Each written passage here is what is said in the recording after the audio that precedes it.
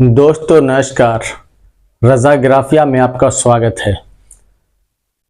बिहार से एक बहुत बड़ी खबर निकल के आ रही है और ये खबर है कि लालू प्रसाद यादव और राबड़ी देवी दोनों के काफ़ी दबाव देने के बाद हैना साहब और उनके बेटे उसामा साहब पटना के लिए रवाना हो चुके हैं और तेजस्वी यादव के घर आज रात में रुकेंगे और संभावना ऐसी है कि कल जो है वो पटना में राबड़ी देवी के आवास पर एक प्रेस कॉन्फ्रेंस रखा गया है।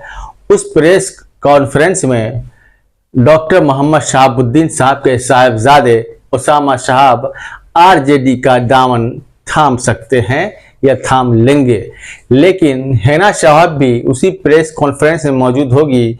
लेकिन हैना साहब आरजेडी का दामन नहीं थामेंगी, क्योंकि हैना साहब ने यह वादा किया था लोकसभा चुनाव में कि अगर हम जीत जाएंगे तो भी आरजेडी में जाने वाले नहीं हैं। वैसे तो मैडम हार गई हैं तो अब कहीं भी जाने के लिए तैयार है, लेकिन चूंकि उन्होंने वादा कर दिया था कि अब हैना साहब तो मतलब वो आरजेडी को ज्वाइन नहीं करेंगी, लेकिन उसामा साहब आरजेडी ज्वाइन करने वाली है, ये खबर कंफर्म है।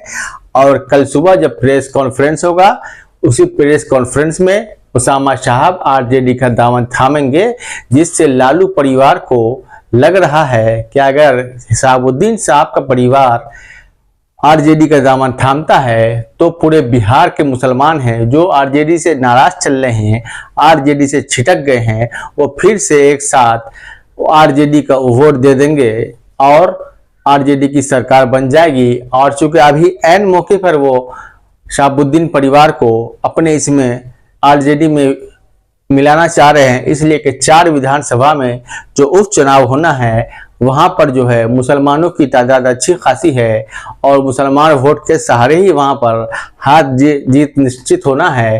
तो लालू प्रसाद यादव को लगता है कि अगर हैना साहब और उसामा साहब हमारे प्रेस कॉन्फ्रेंस में शामिल होते हैं और उसामा साहब अगर आरजेडी का दामन थामते हैं तो सारे मुसलमान हमारे फेवर में आएंगे और चारों सीट हम वहां से जीत सकते हैं।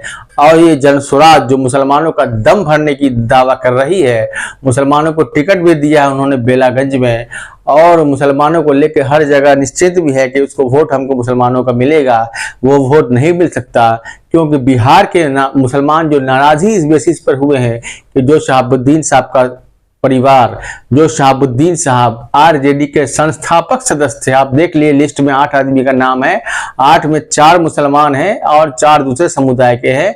50% भागीदारी थी मुसलमानों की आरजेडी के स्थापना में।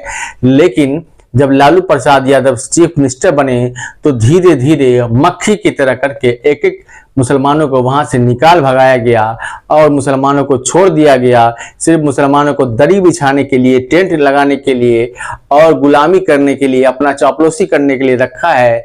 इसलिए मुसलमान सारे छोड़ के जा चुके हैं आरजेडी को।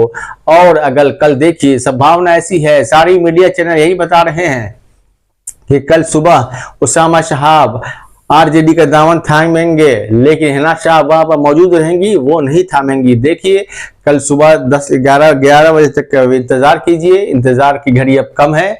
कल क्या होता है वो तो आने वाला वक्त ही बताएगा।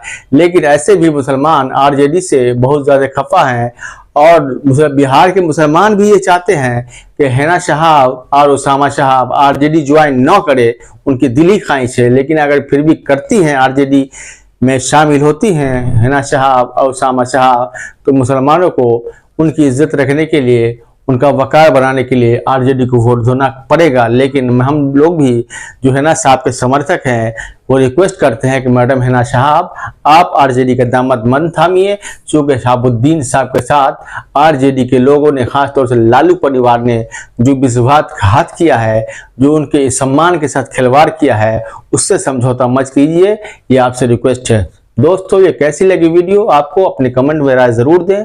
वीडियो अच्छी लगी तो लाइक जरूर करें। मिलते हैं अगले वीडियो में, तब तक के लिए धन्यवाद।